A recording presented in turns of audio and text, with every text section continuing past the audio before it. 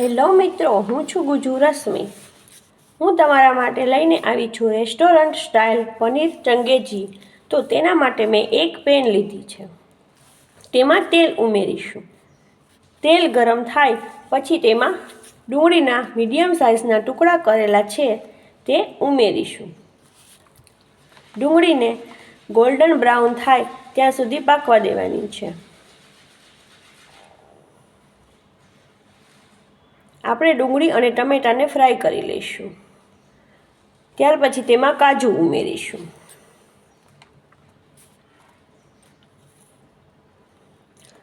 ડુંગળી અને ટમેટાને ફ્રાય કરી અને મિક્સી જારમાં પેસ્ટ બનાવવાની છે। ત્યારબાદ લસણ ઉમેરીશું। લસણ ઉમેરવાથી ગ્રેવીમાં ખૂબ જ સારો ટેસ્ટ આવે છે। તો તમે જોઈ શકો છો ડુંગળીનો કલર ચેન્જ થઈ ગયો છે। હવે આપણે એ જ રીતે ટમેટાને ફ્રાય કરવાના છે। ટમેટા સોફ્ટ થઈ ગયા છે, તો હવે ડુંગળી અને ટમેટાને મિક્સી જારમાં ગ્રાઇન્ડ કરી લઈશું।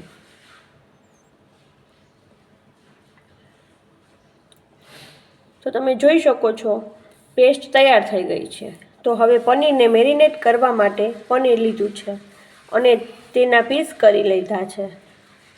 પનીરના પીસ તમે તમારી પસંદના નાના કે મોટા કરી શકો છો। તો તેના માટે લાલ મરચું, ધાણા જીરું પાવડર, હળદર,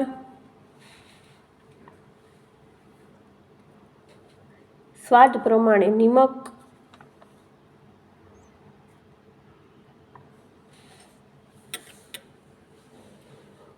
અને દહીં ઉમેરીને સારી રીતે મિક્સ કરી લઈશું। બધા મસાલા સારી રીતે મિક્સ કરવા માટે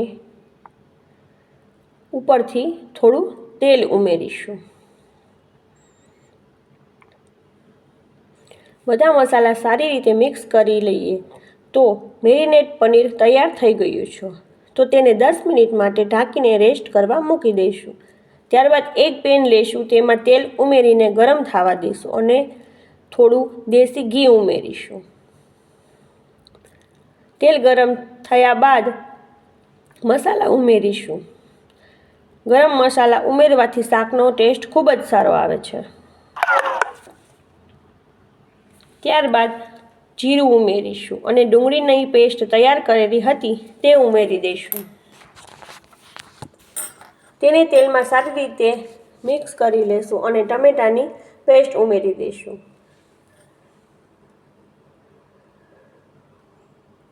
ત્યારબાદ તેમાં મસાલા માટે લાલ મરચું, ધાણા જીરું પાવડર, સ્વાદ પ્રમાણે નિમક અને મસાલા બળે નહીં તેના માટે થોડું પાણી ઉમેરીશું।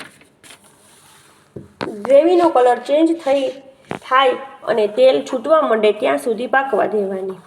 ગ્રેવી તૈયાર થાય ત્યાં સુધીમાં મેરિનેટ કરેલું પનીર શેલો ફ્રાય કરી લઈશું।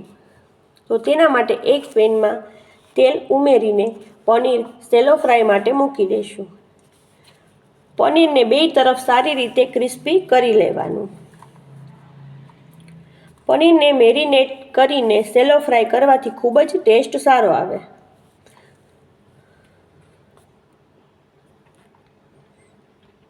તો તમે જોઈ શકો છો પનીર ફ્રાય થઈ ગયું છે, આપણી ગ્રેવી પણ તૈયાર થઈ ગઈ છે। તો બેયને મિક્સ કરી લઈશું। બધી વસ્તુ મિક્સ કર્યા પછી હાઈ ફ્લેમ પર પાકવા દઈશું અને 1 થી 2 મિનિટ માટે ઢાંકીને પાકવા મૂકી દઈશું। તો તમે જોઈ શકો છો શાકમાંથી તેલ છૂટવા લાગ્યું છે। તેમાં કસૂરી મેથી ઉમેરીશું। કસૂરી મેથી ઉમેરવાથી શાકનો ટેસ્ટ ખૂબ જ સારો આવે। તો આપણું રેસ્ટોરન્ટ સ્ટાઇલ પનીર ચંગેજી તૈયાર છે। તેમાં ચીઝ ઉમેરી દઈશું, તે ઓપ્શનલ છે। જો તમને આ વિડીયો ગમ્યો હોય લાઇક, શેર એન્ડ સબસ્ક્રાઈબ કરવાનું ભૂલશો નહીં।